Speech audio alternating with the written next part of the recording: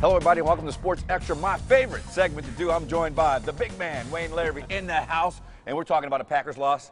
Packers had no answer for Colin Kaepernick for sure. 181 yards, NFL record. Yeah, and I don't know if I've ever seen a quarterback that runs 4.40, but he did, and he was just outstanding in that ball game, leading San Francisco to the win.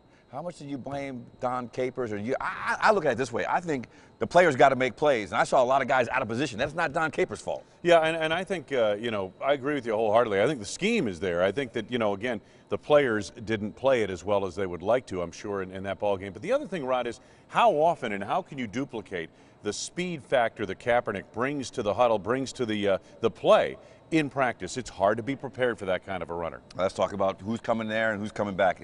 Obviously, Greg Jennings, down driver, two guys that we've loved covering. Both of those guys probably not coming back? Well, probably not. The Packers have some big contracts they're going to have to extend to the core people now. You talk about Aaron Rodgers, B.J. Raji, Clay Matthews. Those contracts loom, and they will determine who comes back this year. When you look at it, obviously Jennings is going to probably go free agency. You've got Donald Driver, who's at the end of his deal right now, and either he will look for another team or he'll retire a Packer. And then you've got several other players who are under contract for next year but may have to restructure to stay. How about Charles Woodson? He's a guy that really helps out the guys as far as picking things out and doing schemes. Is he coming back next year? Yeah, Rod, I mean, if he does come back under his contract, it'll be a very expensive one, but he brings so much to that locker room. I really find it hard to believe he's not going to come back, but that's certainly possible if they can't work out the finances. Yeah, I don't think Charles Woodson's the type of guy who's taking a pay cut.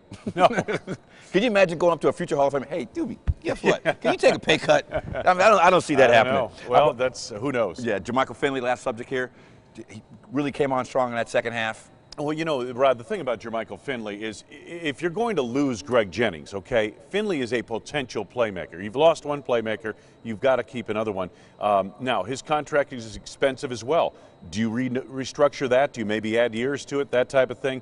That'll remain to be seen. But he came on in the second half of the season, and as you pointed out several times, playing with confidence and making catches. And I think after Jermichael, the tight ends position is a big drop-off from him to the rest of the core. From a playmaking standpoint, absolutely. All right, he's Wayne Larrivee. Thank you for watching Sports Extra, folks. That'll be our last Sports Extra from this set, and I'm very sad.